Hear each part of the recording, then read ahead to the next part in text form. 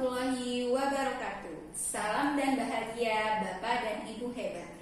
Berjumpa kembali dengan saya Hilda Apriani, calon guru penggerak angkatan 9 dari SMP Dar Enisa Islamic School, Kota Bogor. Pada kesempatan hari ini saya tidak sendiri, tetapi saya ditemani oleh teman sejawat saya, yakni Bu Auliah Yurisdika. Beliau adalah salah satu pengajar di SMP Dar Enisa Islamic School dengan mata pelajaran pendidikan Pancasila. Assalamualaikum Bu Aul. Waalaikumsalam Bu Hilda. Selamat pagi Bu Aul. Pagi Bu Hilda. Bu, bagaimana kabarnya? Sehat? Alhamdulillah sehat. Alhamdulillah sehat ya Bu. Alhamdulillah Bu Aul, senang sekali saya bisa bertemu kembali dengan Bu Aul. Dan pada kesempatan kali ini izinkan saya untuk memulai coaching ya Bu.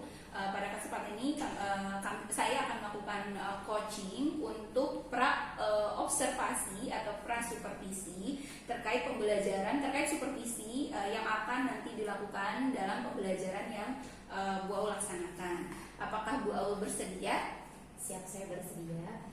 Baik, sebelum mungkin nanti memulai supervisi pembelajarannya, mungkin kita akan melakukan kegiatan supervisi dulu, dengan mungkin saya akan memberikan beberapa pertanyaan terkait rencana pembelajaran yang nanti akan Bu Aul laksanakan. Mungkin dari yang pertama nih Bu Aul, saya ingin mengetahui kira-kira tujuan pembelajaran yang ingin Bu Aul capai itu seperti apa? Baik, untuk tujuan pembelajaran yang ingin saya capai yaitu peserta didik dapat mengidentifikasi keberagaman syarat, suku, agama, ras, antar golongan dalam bingkai Bhinneka Tunggal Ika. Selain itu, peserta didik juga dapat menerima keberagaman dan perubahan budaya dalam kehidupan bermasyarakat, baik itu di tingkat lokal, nasional maupun global.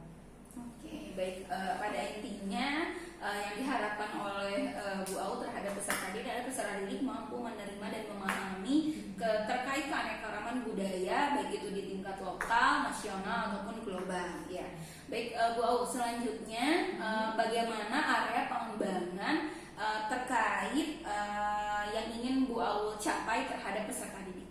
Untuk area pengembangan, saya ingin mencapai pengembangan dari segi kognitif, afektif, maupun dari segi psikomotorik. Oke, baik. Jika di ranah kognitif nih, berarti kaitannya sama pengetahuan. Apa yang ingin Bu Aul capai terhadap kompetensi peserta didik tersebut? Oke, saya ingin peserta didik itu memiliki wawasan yang luas, memiliki pengetahuan tentang keberagaman yang dimiliki oleh bangsa Indonesia.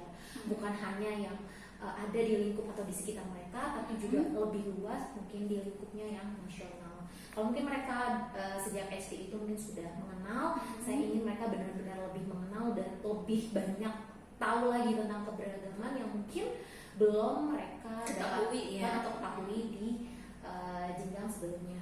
Oke, baik. Jadi intinya membuka wawasan yang lebih luas ya Bu. Ya, Oke, kalau terkait ranah afektif ataupun mungkin psikomotornya bagaimana?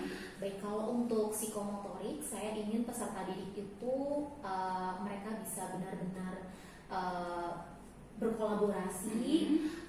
Jadi nanti peserta didik akan melaksanakan diskusi kelompok. Setelah itu mereka juga akan menyampaikan apa yang sudah mereka ketahui kepada teman-teman yang lainnya dengan masing-masing atau sendiri-sendiri. Jadi tidak presentasi kelompok maju, tapi mereka menjadi perwakilan untuk menyampaikan hasil diskusi yang telah dilaksanakan. Oke, baik. Kalau di ranah sikapnya Bu bagaimana? Ya, kalau untuk sikap di sini juga dengan diskusi kelompok, saya ingin anak-anak itu belajar untuk dia itu bisa bersikap dalam bersosial, seperti misalnya menerima pendapat teman, kemudian bertanggung jawab seperti itu. Kemudian dia juga dapat merangkul temannya yang mungkin belum bisa sepaham dengan dia seperti itu. Dan juga mungkin kaitannya sama keanekaragaman, menghargai perbedaan. Betul. Oke Bu Aul. Selanjutnya Bu Aul, bagaimana rancangan pembelajaran yang akan Ibu lakukan? Entah itu misalkan dilihat dari model pembelajaran atau mungkin strategi atau metode pembelajaran yang akan Ibu lakukan? Ya, saya akan menggunakan metode pertama ceramah karena saya ingin membuka pengetahuan awal dengan mereka mengetahui apa sih yang menyebabkan masyarakat Indonesia itu beragam seperti itu. Kemudian saya juga menerapkan metode diskusi, yaitu mereka akan mendiskusikan macam-macam keberagaman bangsa Indonesia. Setelah itu tanya jawab, itu nanti kita akan ada sesi tanya jawab. Nah, untuk model sendiri ketika diskusi itu saya menggunakan cooperative learning dengan teknik keliling kelompok. Oke. Cooperative learning dengan teknik keliling kelompok. Ini sangat menarik nih Bu. Mungkin insya Allah nanti pada saat supervisi mungkin saya akan mencatat hal-hal yang sekiranya nanti saya lihat dan terjadi di dalam kelas. Baik, selanjutnya Bu, terkait media pembelajaran untuk mendukung pembelajaran yang Bu Aul lakukan itu seperti apa? Baik, saya pasti akan menggunakan, karena saya ceramah, saya memerlukan media PowerPoint untuk memudahkan saya menyampaikan materi. Kemudian yang kedua, karena kita keterbatasan waktu dan juga media elektronik yang tidak bisa digunakan di kelas, jadi saya akan memberikan artikel ataupun materi yang nanti peserta didik menjadi bahan peserta didik untuk diskusi. Oh, berarti dalam bentuk mungkin lembar kerja ya? Betul, dan LKPD. Iya betul, lembar kerja ya. Baik. Selanjutnya Bu Aul, kira-kira nih kapan Bu Aul akan melaksanakan pembelajaran yang Bu Aul sudah rancang tersebut? Baik, saya akan melaksanakan pembelajaran ini di besok hari, yaitu di tanggal 24 Januari 2024 di kelas 7A di jam atau sesi ke 3 ya. Ba'da zuhur sebelum zuhur, sebelum istirahat siang. Oh, setelah FHQ ya, setelah pembelajaran Al-Quran ya Bu. Jadi insya Allah akan dilaksanakan besok ya pada hari Rabu di pembelajaran di kelas 7B ya, 7A setelah pembelajaran Al-Quran. Oke.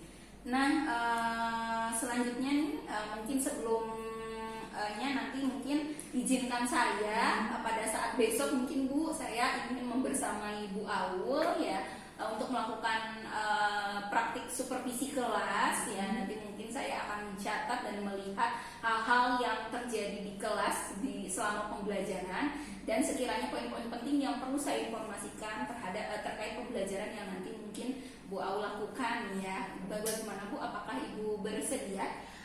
Berkenan? Insya Allah saya berkenan. Saya justru sangat senang karena itu juga membantu saya untuk nanti mengevaluasi pembelajaran saya.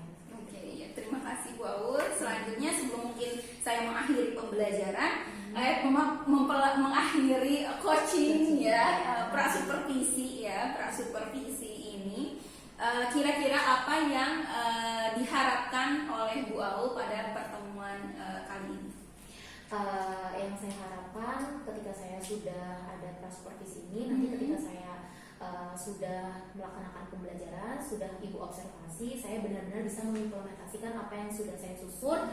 Dan tadi yang sudah mungkin Bu Hilda tanyakan ke saya, itu udah mestinya sesuai gitu dengan apa yang tadi saya sampaikan dan saya susun atau saya rancang.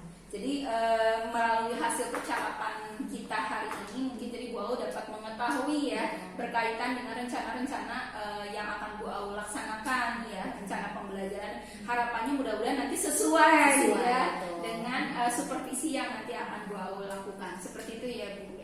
Baik, demikian kegiatan pra supervisi pada kali ini bersama dengan Bu Aul selaku guru mata pelajaran pendidikan Pancasila. Insya Allah kegiatan akan dilanjutkan pada supervisi kelas bersama dengan Bu Aul di pertemuan selanjutnya di kelas 7A ya Bu. Betul. Insya Allah terima kasih atas perhatiannya. Kurang lebihnya mohon maaf. Wassalamualaikum warahmatullahi wabarakatuh. Waalaikumsalam. Terima kasih Bu Aul. Sama Bu Hilda.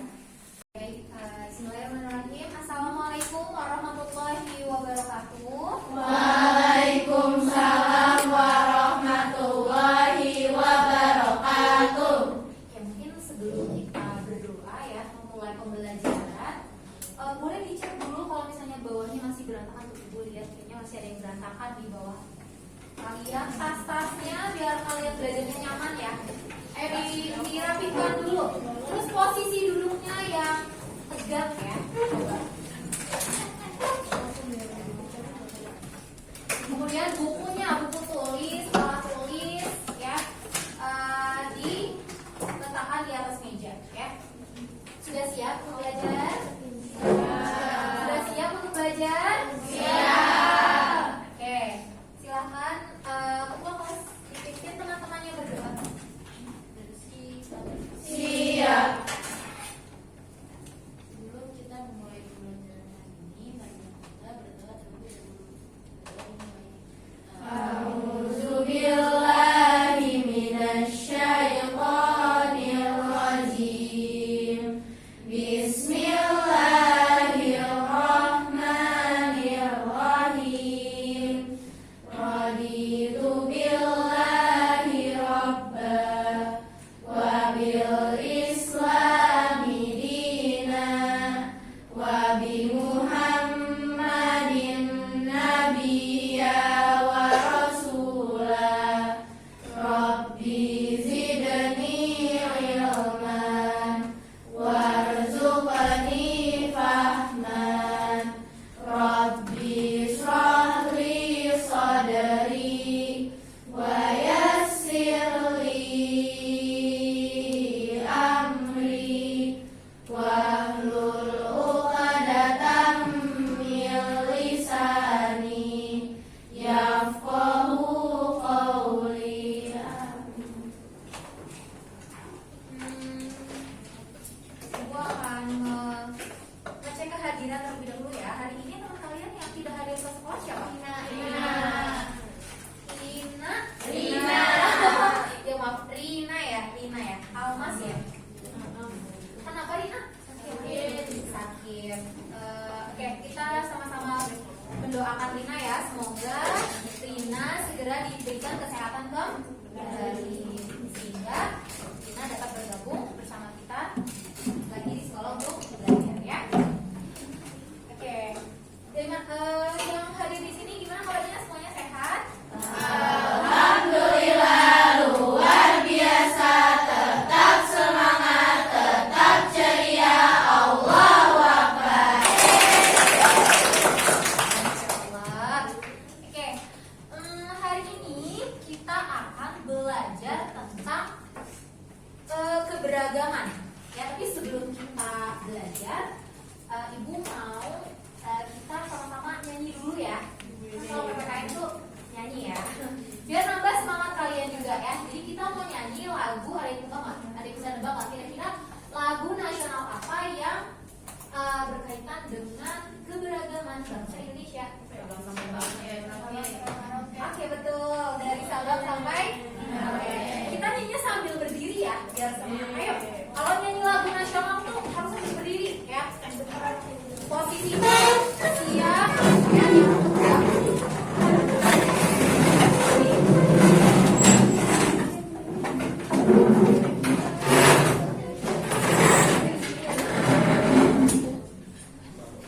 Oke, kita nyanyi lagu dari Sabang sampai Merauke. Ini yang nyanyi itu namanya Mark Natama. Dan juga ada yang pemain musiknya itu Eka Gustiwana. Mohon perhatian, panggilan kepada Ananda Aisyah Putri kelas 7C ditunggu di lobi sekarang. Sekali lagi, panggilan kepada Ananda Aisyah Putri kelas 7C ditunggu di lobi sekarang. Insyaallah ya. Nah, jadi ini untuk Ibu ambil lagunya dari channel Kemendikbud Ristek ya. Oh, belum muncul sih. Mana ya? Bentar ya, sabar.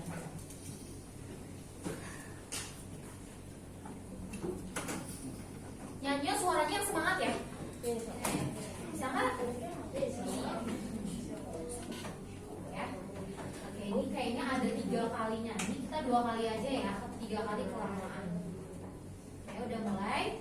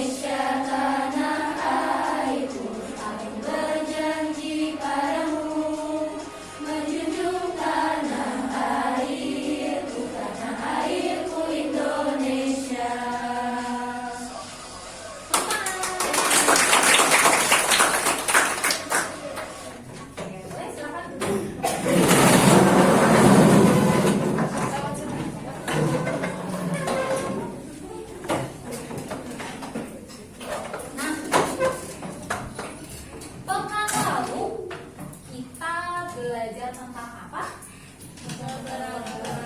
Keberagaman. Apa yang kita pelajari? Keberagaman bangsa Indonesia dan Pengertian makna ya, makna keberagaman. Keberagaman itu apa sih artinya?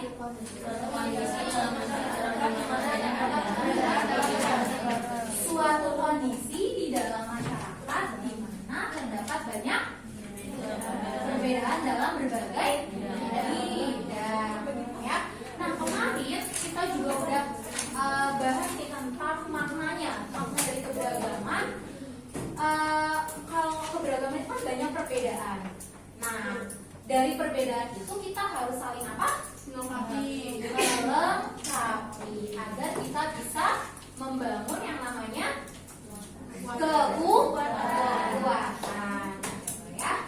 Nah, selain ada perbedaan, tentu saja pasti ada yang namanya persamaan. Nah, kalau persamaan itu kita harus apa?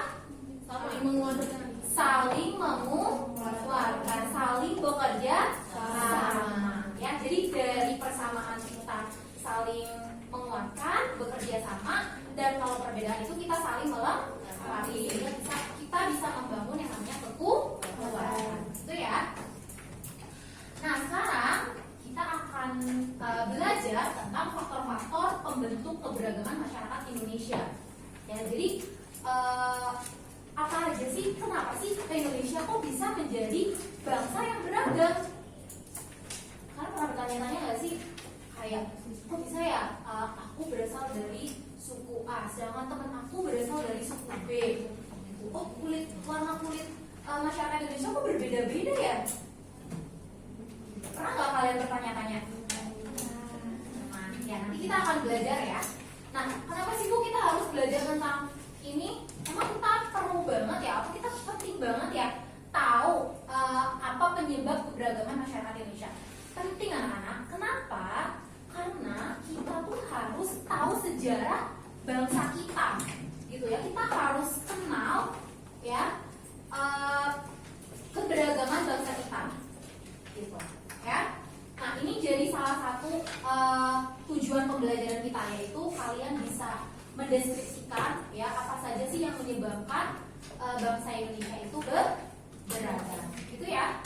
Nah, nanti kegiatan pembelajaran kita itu nanti Ibu akan membahas sedikit tentang faktor-faktor pembentuk keberagaman. Kemudian nanti kalian akan diskusi kelompok ya. Tentang apa? Tentang setelah kita tahu nih apa saja sih penyebab keberagaman masyarakat Indonesia. Nah, nanti kalian akan diskusi kelompoknya tentang macam-macam keberagaman yang ada di Indonesia. Jadi Indonesia tuh punya keberagaman apa aja sih? Gitu. Ya, nanti kalian akan diskusi kelompok. Nah, kira-kira di sini ada yang tahu nggak? Kira-kira kenapa sih Indonesia itu bisa menjadi bangsa yang beragam? Sebelum Ibu menjelaskan ya. Oke, Rama. Karena negara Indonesia adalah negara berkepulauan. Oke, 5 poin buat Rama. Mana poinnya Rama? Selain itu ada lagi nggak? Selain negara Indonesia tuh merupakan negara yang bentuknya kepulauan. Jadi yang tahu?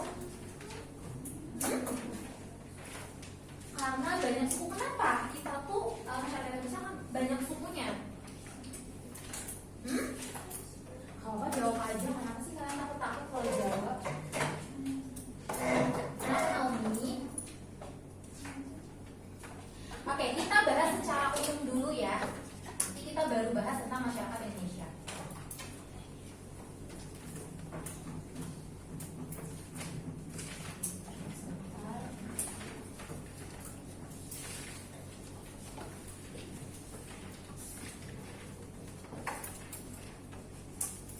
Oke, kalau secara umum ya, keberagaman ini bukan ini secara umum dulu ya. Keberagaman yang ada di dunia itu terjadi karena apa? Nah, keberagaman itu terjadi melalui proses yang panjang, gak sebentar ya. Jadi bertahun-tahun bahkan beribu-ribu tahun, gitu, ya. Baik yang prosesnya itu dengan kesengajaan ataupun yang tidak disengaja atau secara alami, gitu ya. Nah, apa aja faktor pembentuk keberagaman pertama yaitu ada yang namanya sejarah. Ada yang tahu nggak kenapa sih sejarah itu faktor pembentuk keberagaman? Saya tahu nggak kenapa kok sejarah itu termasuk faktor yang membentuk keberagaman? Karena kalau udah belajar sejarah belum waktu SD? Kenapa sih sejarah awal mula adanya manusia di muka bumi ini gitu? Dari mungkin ada mapel agama atau apa gitu, atau mapel IPS mungkin. Karena sejarah berubah. Nah, coba kita klik ya. Nah, faktor sejarah dalam pembentukan keragaman pertama itu perjalanan panjang manusia dari masa prasejarah ya, yang hidupnya itu berpindah-pindah atau yang disebut sebagai nomaden ya. Nah, ketika manusia itu hidupnya berpindah dari satu tempat ke tempat lain, dia kan pasti akan menyesuaikan dengan kondisi alam ya kan gitu. Nah, kemudian proses pernikahan juga termasuk ya. Manusia itu kan diciptakan laki-laki dan juga perempuan ya, kemudian mereka menikah untuk memiliki keturunan ya. Nah, ini pernikahan yang campuran ini juga salah satu faktor pembentuk keberagaman. Kemudian proses penaklukan atau penjajahan, kayak misalnya nih bangsa Indonesia dulu kan pernah dijajah ya sama siapa? Belanda. Nah, Belanda itu coba kalian lihat orang-orang Belanda sama orang Indonesia beda nggak? Beda ya, dari segi fisik, mungkin kebudayaan gitu ya. Kemudian aktivitas perdagangan antar daerah ya. Ketika misalnya berdagang itu pasti dia akan apa? Gak cuma transaksi aja, tapi bisa juga berinteraksi ya. Dari proses perdagangan bisa jadi nanti akan terjadi proses pernikahan ya, bisa juga penaklukan. Kan Indonesia dijajah tadinya karena Indonesia itu otaknya strategis ya, jadi jalur perdagangan yang kemudian sampai akhirnya nanti dijajah gitu ya. Kemudian migrasi pengungsian gitu ya. Jadi kalau misalnya ada orang yang mengungsi gitu ya dari negara lain atau dari daerah lain, nah itu dia nanti akan berbaur sama masyarakat yang kemudian bisa membentuk yang namanya kebudayaan baru, atau bahkan kebudayaan itu bercampur ya, saling memiliki kebudayaan, saling mempengaruhi gitu ya. Kemudian yang selanjutnya ini Bu cepet aja ya, nanti kalian bisa catatnya di rumah ya, bisa lihatnya di rumah. Kemudian letak geografis ini juga ya. Nah, dunia itu punya 6 benua dan 5 samudra ya. Nah, ini menyebabkan manusia itu berkembang sesuai dengan alam yang ada di sekitarnya ya. Nah, jadi ini pun aja dulu ya. Kemudian kondisi iklim. Nah, ini ya. Iklim itu ada ini ya, ada iklim tropis. Indonesia di mana? Tropis ya. Nah, kalau yang hijau ini tropis. Kemudian ada juga iklim subtropis. Ini yang biasanya kalau tropis itu berapa musim? 2. Kalau subtropis 4. Iklim sedang 1. Iklim dingin 1. Ya, ini iklim sedang dan dingin itu cenderung dia dingin ya. Jadi musimnya itu mataharinya itu dia nggak sepenuhnya, kalau kita kan 12 jam ya, mataharinya tuh seimbang gitu ya, siang dan malamnya. Nah, kalau di iklim sedang sampai dingin, nah itu dia kadang mataharinya cuma 2 jam atau 4 jam gitu ya. Nah, kalau misalnya iklimnya berbeda, itu pasti hidup masyarakatnya hidup juga berbeda-beda ya. Misalnya Indonesia dengan iklimnya yang tropis, misalnya orang-orang Korea misalnya, atau orang Cina yang iklimnya subtropis maksudnya ya, itu pasti kan berbeda ya, cara berpakaiannya juga berbeda ya, kemudian makanannya juga pasti berbeda gitu ya. Nah, ini membentuk keberagaman. Kemudian yang selanjutnya ada akses transportasi dan komunikasi ya. Jadi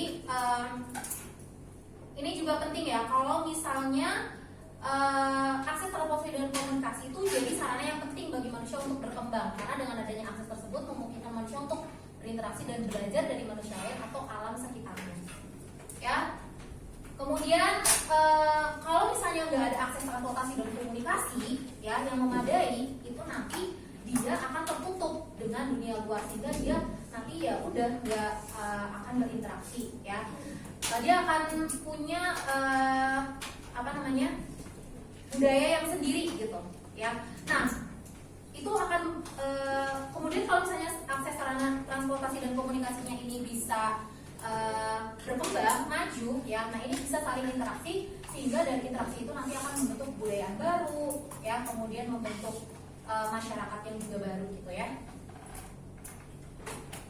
Kemudian yang terakhir yaitu keterbukaan masyarakat. Ya, jadi kalau masyarakatnya itu terbuka, adaptif, nah ini juga bisa membentuk yang namanya keberagaman. Nah sekarang coba kita cek Indonesia. Kira-kira faktor keberagaman, faktor pembentuk keberagaman Indonesia itu ada apa aja? Nah coba nih kalian tebak gambar ini dari yang tadi sudah Ibu jelaskan ya. Keberagaman masyarakat Indonesia itu terjadi dipengaruhi oleh beberapa faktor, baik yang datang dari alam maupun yang dari dalam Indonesia sendiri, masyarakat itu sendiri, maupun dari luar masyarakat. Nah, ini juga dipengaruhi oleh faktor alam, diri sendiri, dan juga masyarakat. Kira-kira nih dari tadi ya faktor pembentuk keberagaman secara umum atau secara global. Nah, Indonesia ini faktor pembentuk keberagamannya ada 5 maaf ya, ini kurang 1. Kira-kira kalau yang ini nih, kalau yang warnanya ini jalur perdagangan, ini berarti apa? Apa? Kalau jalur perdagangan, letak geografis ya. Nah, letak geografis itu kan tadi Indonesia letak geografisnya di mana? Di antara apa? Iya, itu di antara benua apa dan apa? Samudranya? Nah, kalau ini itu masuknya adalah ke sejarah, ya. Nah, Indonesia itu merupakan negara yang punya letak yang strategis, ya. Dari zaman dulu sampai sekarang letaknya itu strategis sehingga menjadi jalur perdagangan, ya. Sehingga persebarannya itu melalui jalur perdagangan bahkan sampai sekarang ya. Jadi orang-orang negara-negara yang ada di utara itu kayak misalnya Korea, Jepang, itu dia kalau misalnya mau ekspor impor itu pasti lewat Indonesia karena nggak bisa kan, karena kalau ekspor impornya lewat jalur laut itu pasti lewatin Indonesia ya. Jadi Indonesia itu jalur letaknya itu sangat strategis ya, karena dilewati oleh jalur perdagangan internasional gitu ya. Dari dulu, dari zaman kerajaan Sriwijaya sampai sekarang, dari zaman kerajaan-kerajaan ya sampai sekarang. Berarti apa yang pertama? Karena letak geografis yang strategis ya, sehingga menjadikan Indonesia itu sebagai jalur perdagangan. Dari jalur perdagangan ini nanti masuk tadi yang sejarah ya, adanya perkawinan campuran, kemudian apa lagi? Tadi penjajahan atau penaklukan, terus apa lagi? Ya, interaksi dan interaksi yang lainnya ya. Kemudian yang kedua ini apa? Indonesia nih beda-beda nih warnanya kuning. Ada pada iklim, kondisi iklim. Ini yang kecil. Indonesia bentuknya apa? Kepulauan.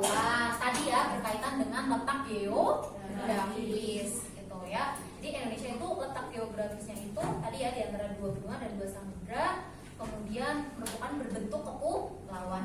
Nah kalau yang ini apa?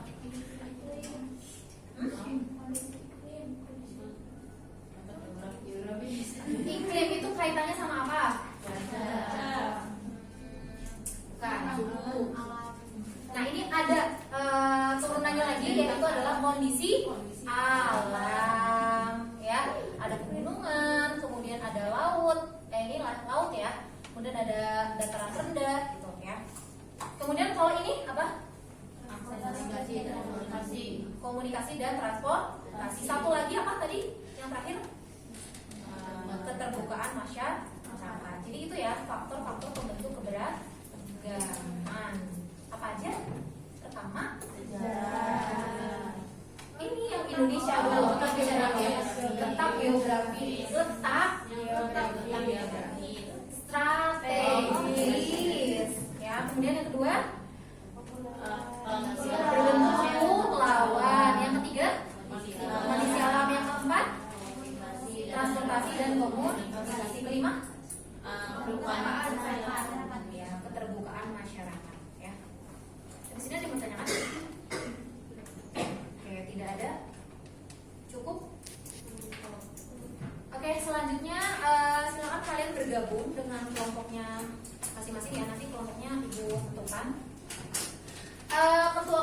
Ibu tentukan ya.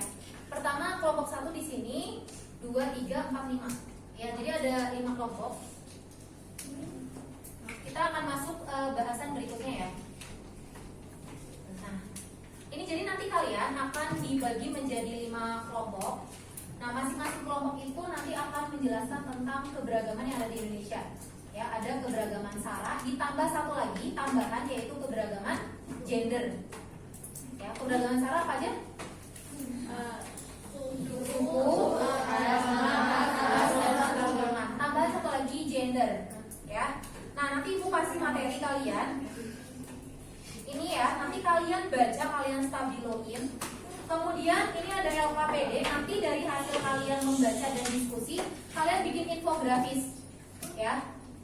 Dibikin di sini infografisnya yang sederhana aja. Misalnya kalau misalnya di sini ada data-data presentase, itu nanti kalian bisa bikin presentase yang bentuknya kecil-kecil gitu ya. Oke, pokoknya ini kalian bahas, diskusikan hasil diskusinya. Kalian tuangkan dalam bentuk apa? Infografis di lembar kerja, gitu ya. Oke, kelompok yang pertama ketuanya Rahma. Kamu bahas tentang keberagaman suku ya.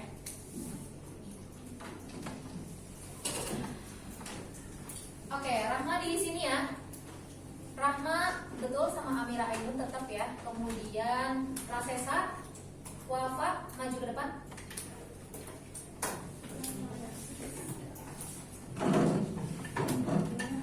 Hana jadi Hana sini Han. Hana ketua kelompok kedua ya. Jadi keberagaman agama.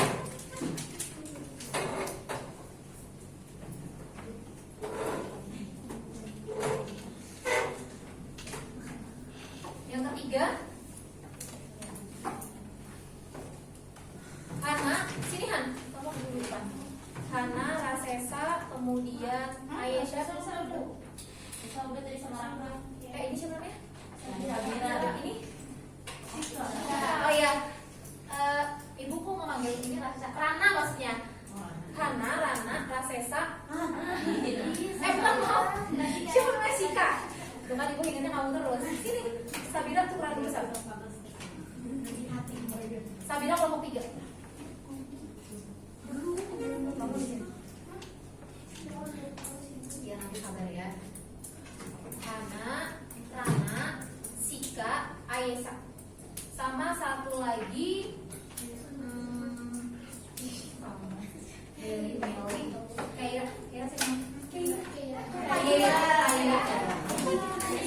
Kelompok 3 Sabira, Naomi. Kelompok 3 kalian bahas tentang keberagaman ras ya.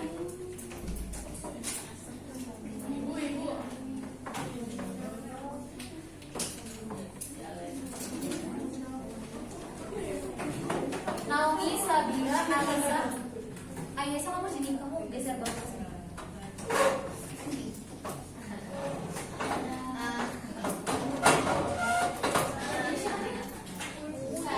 Ya bisa.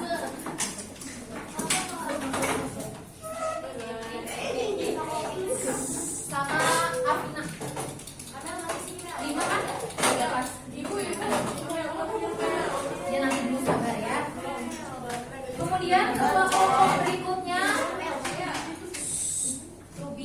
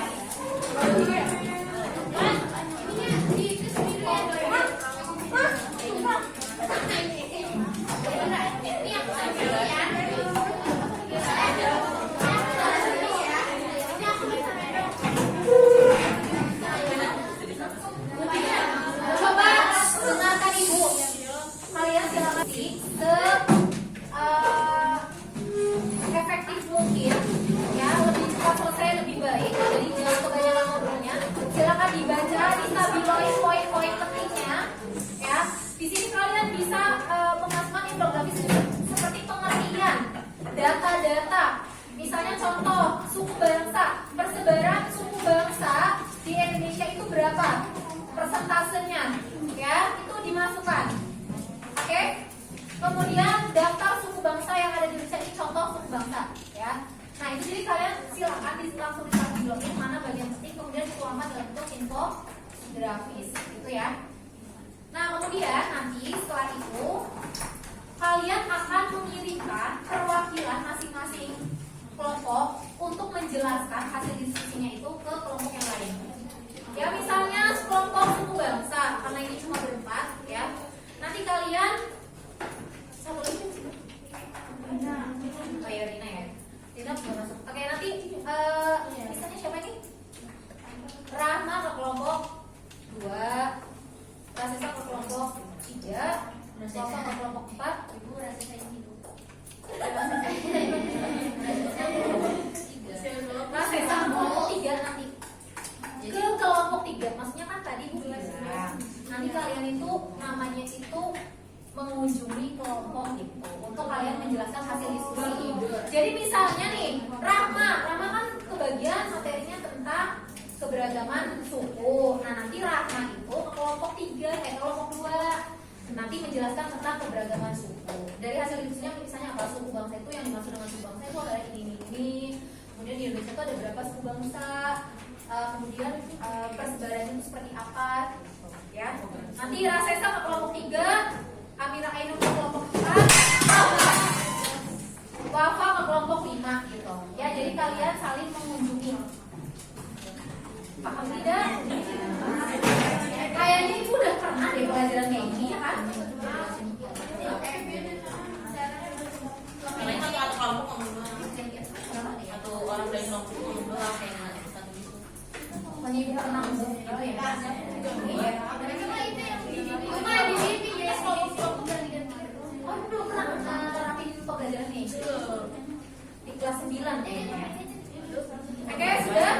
Nanti akan ibu bantu ya. Jadi ibu akan berkeliling kelompok untuk membantu kalian membuat pelajaran. Oke.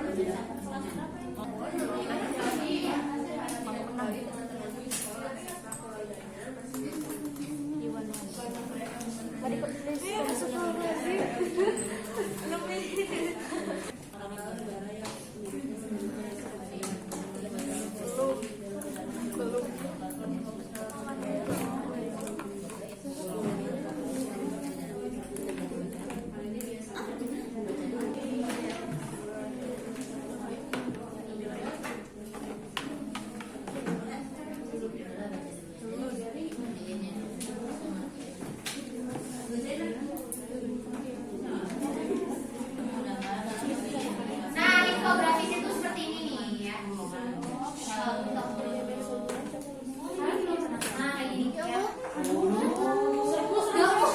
Kalian nggak usah bikin yang kayak gini pakai gambar-gambar di teks ini gitu ya. Di materi untuk artikel ini ya. Boleh ya.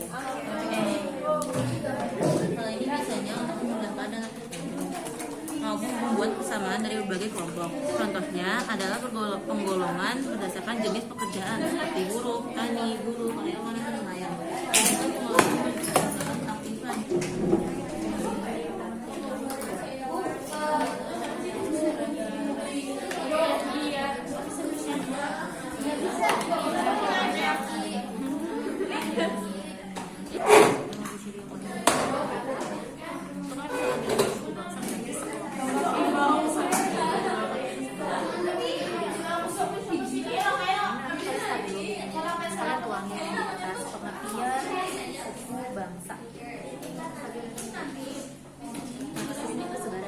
Misalnya jumlah Indonesia punya sebangsa 1340.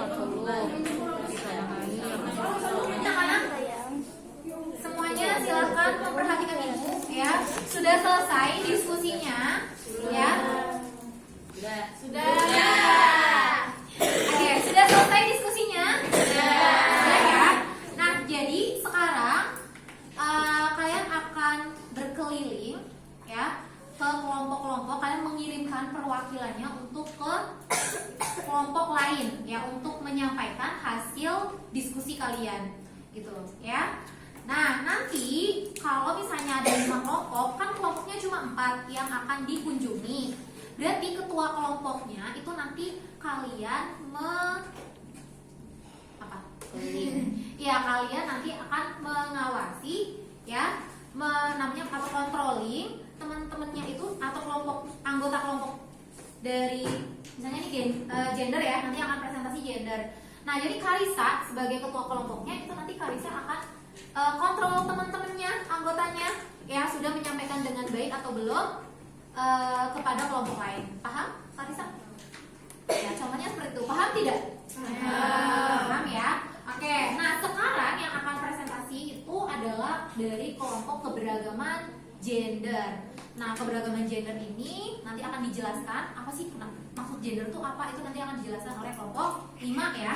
Nah, ini adalah keberagaman topik tambahan ya di luar topik utama kita ya, karena menurut Ibu ini sangat penting sekali, apalagi isu yang lagi berkembang di Indonesia maupun di global ya, itu kan terkait dengan kesetaraan gender ya. Nah, ini juga masuk bahasan keberagaman kita gitu ya. Paham? Ya? Oke. Kelompok lain coba dengarkan Ibu dulu. Kelompok lain silakan kalian menyimak apa yang disampaikan oleh perwakilan dari kelompok 5 ya. Kemudian nanti kalian mencatat poin-poin pentingnya ya. Nanti akan kita simpulkan bersama-sama ya dari hasil diskusi kelompok ini. Gitu ya. Nanti juga untuk daily test itu materinya diambil dari sini ya. Jadi Ibu akan memberikan kesimpulan aja ya atau mengkonfirmasi saja apa yang sudah disampaikan. Tapi nanti selebihnya kalian silakan perhatikan penjelasan dari kelompok 5. Seperti itu ya. Oke, silakan dimulai.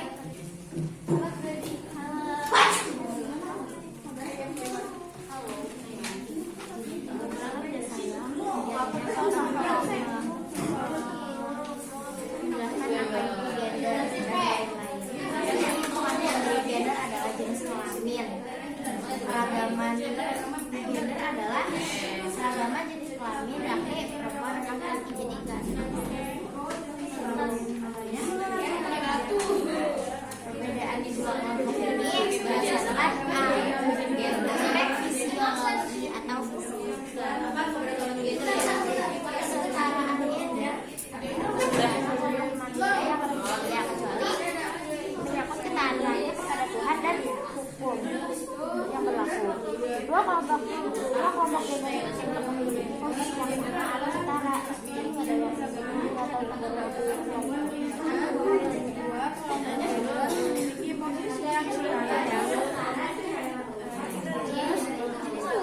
Kalian boleh bertanya ya, jadi nggak hanya mendengar atau menyimak saja, tapi kalian boleh menanyakan. Kalau misalnya dirasa penjelasannya kurang dapat dipahami ya. Coba sebutin jenis-jenis adalah kelompok yang lebih mulia dibandingkan karena gender memiliki posisi yang setara. Jadi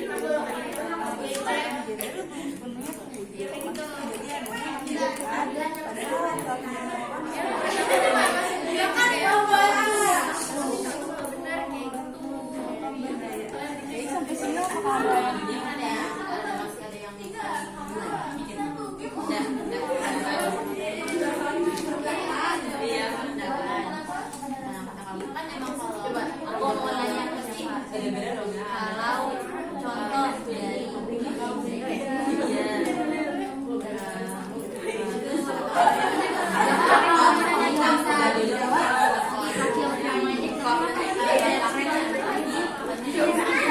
kalau contoh dari sama-sama gitu ya. Kalau misalnya memang dirasa kalian belum bisa menjawab seperti itu ya. Oke, boleh dicatat nanti jawab pertanyaannya. Beda gitu ya.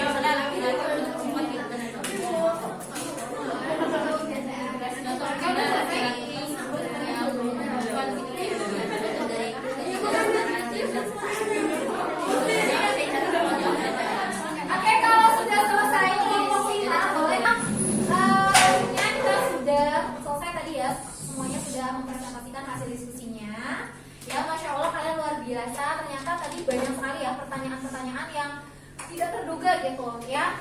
Apalagi sama yang membawakan terkait dengan keberagaman gender ya. Nah, nanti pertanyaan itu akan kita bahas di pertemuan selanjutnya ya, karena tidak memungkinkan kita membahasnya sekarang seperti itu ya. Nah, kalian di rumah boleh banget browsing-browsing ya, searching-searching, atau kalian buka sosial media yang membahas tentang isu-isu yang berkaitan dengan materi keberagaman yang kalian diskusikan gitu ya. Nah, sekarang kita akan menyimpulkan. Tadi kita udah belajar apa aja sih?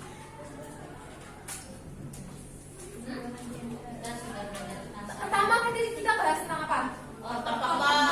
Faktor-faktor pembentuk keberagaman secara global maupun faktor yang membentuk keberagaman masyarakat Indonesia. Kalau dari global, secara global apa aja tadi faktor pembentuk keberagaman? Sejarah, terus geografis, terus adaptasi dan komunikasi dan masyarakat depan. Nah, kalau masyarakat Indonesia, bangsa Indonesia sendiri, faktor pembentuk keberagamannya apa aja? Letak geografis yang strategis. Ya, letak geografis yang strategis. Terus kita ya, karena merupakan negara Indonesia itu adalah berbentuk kepulauan. Kondisi alamnya kan tadi kaitannya dengan karena kita masuk ke iklimnya itu tropis ya, itu juga mempengaruhi. Terus apalagi akses komunikasi dan transportasi dan terbukaan masyarakat itu ya. Nah, terus kita tadi juga kan udah diskusi tentang apa aja? Keberagaman suku, agama, ras, serta golongan, gender ya. Nah, itu yang udah tadi kita pelajari. Nah, selanjutnya ibu pengen kalian, kita ya, nggak cuma kalian tapi ibu juga refleksi ya. Nah, ini refleksinya kalian coba tulis di buku catatan kalian ya.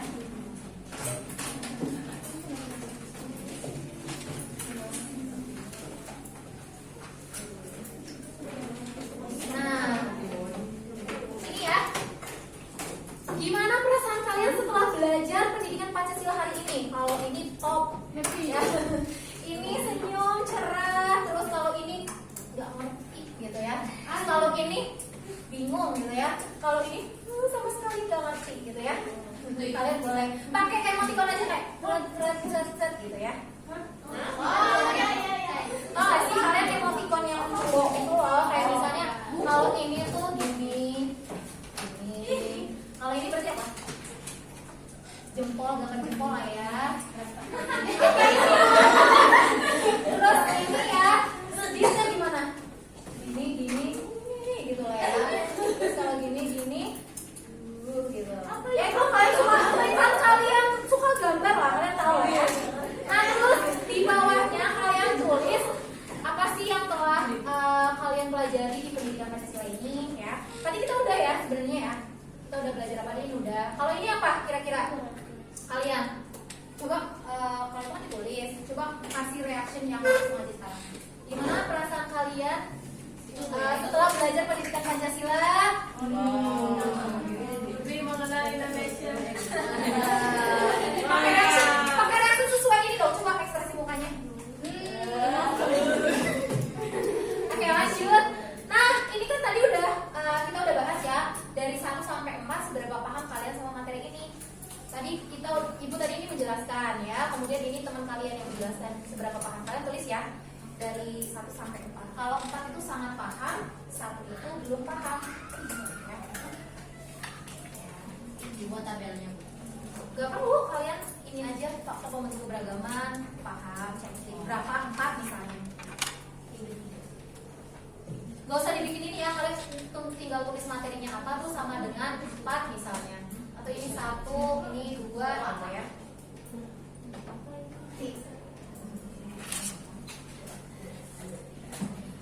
Nah ini boleh maju gak? Ya boleh.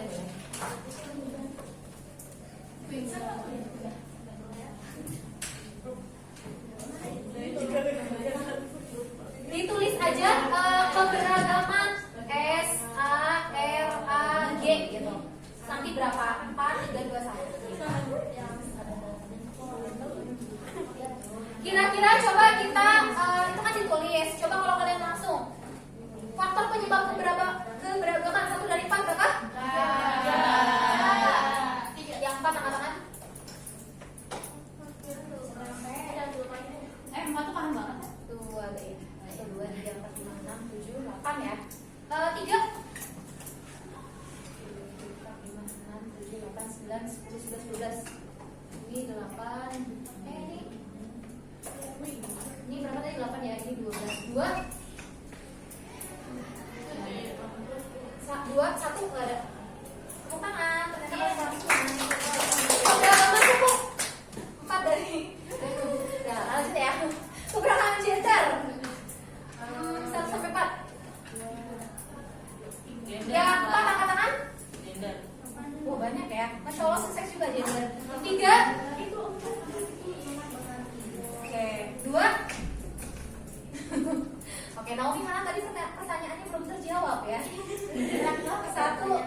Ya, belum. Oke, lanjut. Kira-kira ini aku langsung nanya aja ke kalian ya. Kira-kira apa sih manfaatnya belajar pendidikan Pancasila ini, materi keberagaman untuk kalian? Meningkatkan moralitas, Meningkatkan moralitas, meningkatkan pengetahuan sejarah. meningkatkan pengetahuan sejarah. Apa lagi? Yang bisa kalian rasain secara langsung mungkin kalian jadi lebih mengenal ya perbedaan yang ada di sekitar kalian ya. Oke, seperti itu ya. Kemudian tidak lalu setelah kalian belajar pendidikan Pancasila ini, diharapkan nanti kedepannya kalian bisa apa? Lebih keren. Apa? Lebih paham tentang perbedaan. Lebih paham tentang perbedaan. Tidak mudah menjudge orang lain seperti itu ya. Bisa mengamer. Oke, tepuk tangan buat kalian semua.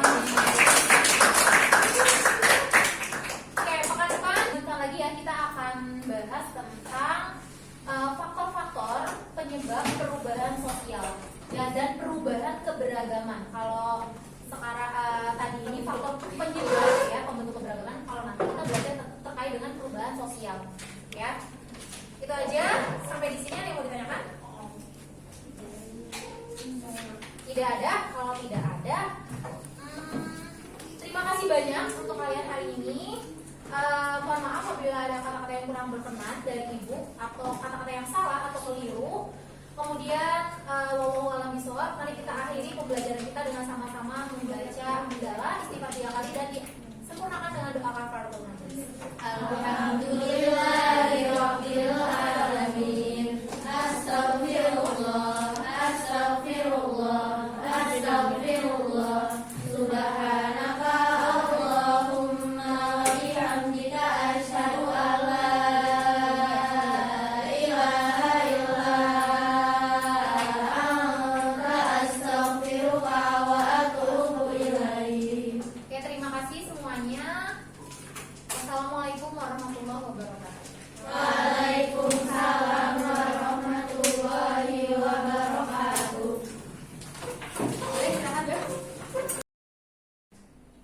Assalamualaikum warahmatullahi wabarakatuh. Bertemu kembali bersama saya Hilda Apriani, calon guru penggerak angkatan 9 Kota Bogor.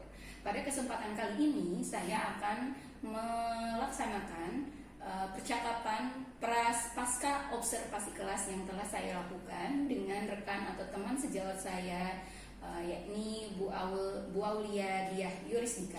Selamat pagi Bu Aul. Selamat pagi Bu Hilda.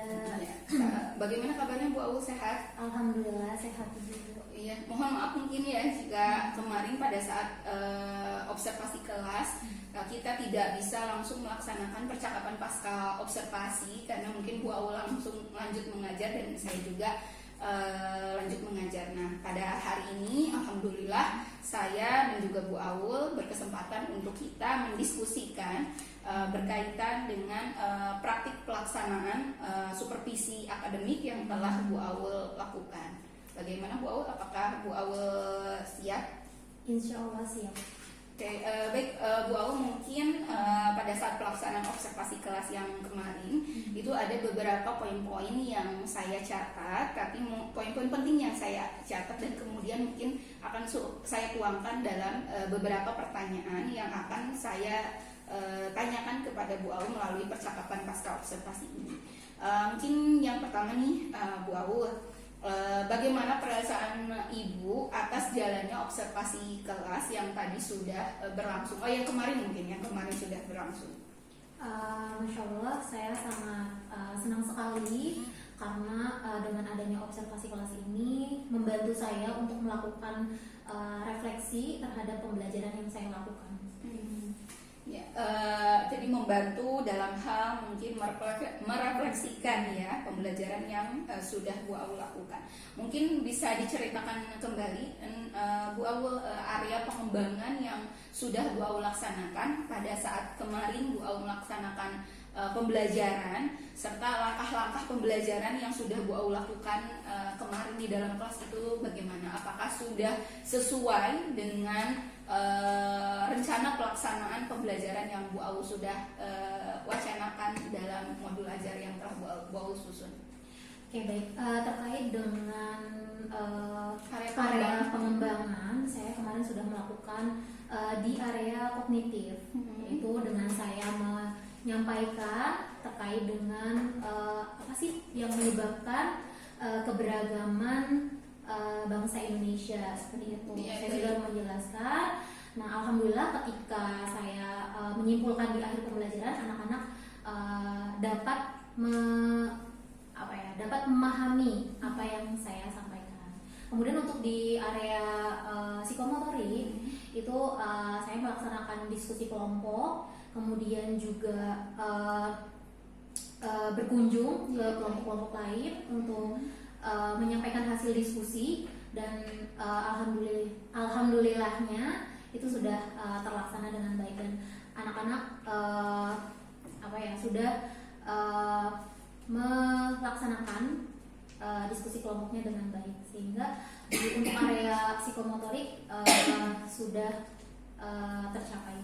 Ya, baik, mungkin tadi yang tadi Bu Aul sampaikan untuk area pengembangan itu alhamdulillah ya Bu Aul ya sudah berjalan dengan baik ya, berkaitan dengan baik itu di ranah pengetahuan ataupun mungkin ranah keterampilan melalui kegiatan yang memang sudah Bu Aul lakukan. Mungkin Bu Aul yang ketiga nih, sudah sejauh mana tadi kan Bu Aul menyampaikan sudah berjalan dengan baik ya. Sudah sejauh mana area pengembangan yang telah dilakukan? Apakah sudah berhasil dilakukan di dalam kelas atau tidak? Kalau untuk menurut Bu Aul sendiri ya.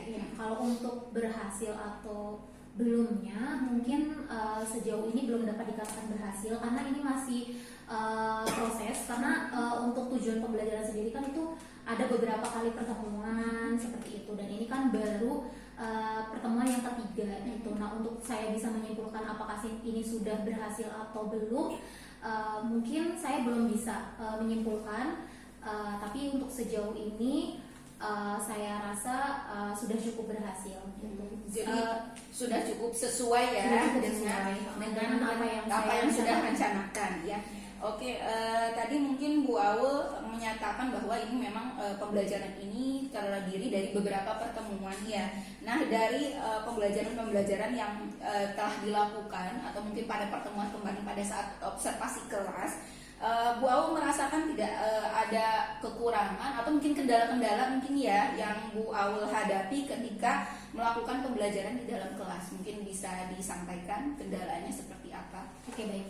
Tentu saja saya mengalami beberapa kendala, apalagi dengan metode pembelajaran atau model pembelajaran yang saya gunakan ini adalah model pembelajaran yang baru, yaitu saya menggunakan cooperative learning dengan teknik keliling kelompok. Nah, ini anak-anak baru mempraktekkan ya, betul, mempraktekkan dan saya baru pertama kali ini menggunakan model pembelajaran cooperative learning dengan teknik keliling kelompok. Nah, ini memang untuk anak kelas 7 itu harus benar-benar kita sampaikan langkah-langkahnya dengan detail dan sampai benar-benar mereka tuh memahami seperti itu.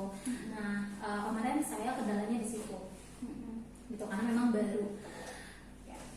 Oh, jadi kendala yang Bu Aul hadapi adalah lebih kepada penjelasan ya berkaitan dengan alur praktek diskusi ya yang akan Bu Aul lakukan, karena pada saat pembelajaran Bu Aul kemarin itu Bu Aul menerapkan teknik baru ya, yaitu keliling kelompok ya. Oke, kira-kira nih Bu Aul, apa yang menyebabkan hal itu bisa terjadi berkaitan dengan kesulitan atau kendala yang tadi Bu Aul sudah sampaikan? Ya, tadi mungkin karena memang ini baru, tekniknya baru digunakan seperti itu. Kemudian anak-anak itu belum terbiasa untuk dia itu menyampaikan hasil diskusi dengan individu seperti itu. Karena terbiasanya kan mereka itu menjelaskannya secara bersamaan, ya. maju ke depan bersamaan. Sedangkan mereka diberi tanggung jawab untuk menjelaskan dengan sendiri, maksudnya menjelaskan sendiri apa hasil diskusi kelompoknya seperti itu. Oke, ya, siap. Nah, selanjutnya Bu Aul, baik, tadi sudah cukup saya bisa menangkap ya informasinya, karena memang mungkin di usia mereka yang memang masih kelas 7 ya mungkin tahapan-tahapannya memang harus sering dilatih ya. Tapi model ini atau metode ini tuh baru Bu Aul praktekkan pada pertemuan kemarin, pada pembelajaran kemarin. Mungkin seiring dengan nanti pembelajaran berikutnya mungkin akan semakin mengetahui ya, atau memahami ya, dan mudah mungkin untuk bagi anak-anak atau bagi peserta didik untuk mempraktikkan.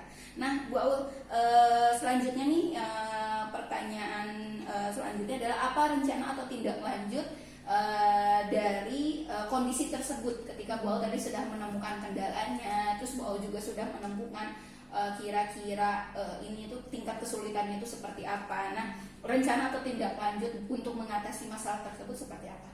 Ya, mungkin yang pertama saya harus menyusun rencana pembelajaran saya dengan sedetail mungkin.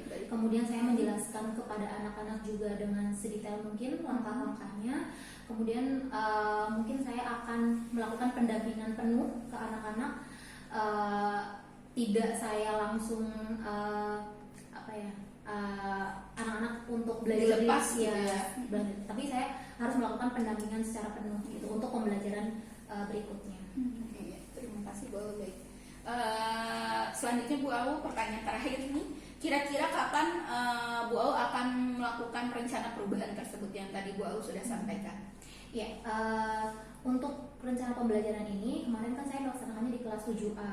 Nah, untuk nanti di kelas 7B dan 7C tentu saya akan melakukan perubahan dengan melakukan pembimbingan penuh kepada anak-anak, karena saya kemarin sudah mempraktekkan di kelas 7A, sehingga nanti di kelas 7B dan 7C saya bisa memperbaikinya. Oh ya, jadi Bu Aul sudah melakukan evaluasi ya terhadap pembelajaran di kelas 7A, sehingga dari hasil evaluasi tersebut Bu Aul bisa memperbaiki untuk praktik pembelajaran di kelas yang lainnya ya dengan materi yang sama. Oke, baik. Demikian, terima kasih Bu Aul atas waktunya ya. Demikian rangkaian seluruh supervisi akademik sudah selesai dilaksanakan, mulai dari percakapan pra supervisi atau pra observasi kelas, dan juga pasca observasi kelas. Terima kasih, saya ucapkan terima kasih yang banyaknya kepada Bu Aul Diah Yuristika yang telah meluangkan waktunya dan juga berkenan untuk saya lakukan observasi kelas dalam rangka coaching supervisi. Dan saya akhiri, terima kasih. Wassalamualaikum warahmatullahi wabarakatuh. Waalaikumsalam warahmatullahi wabarakatuh.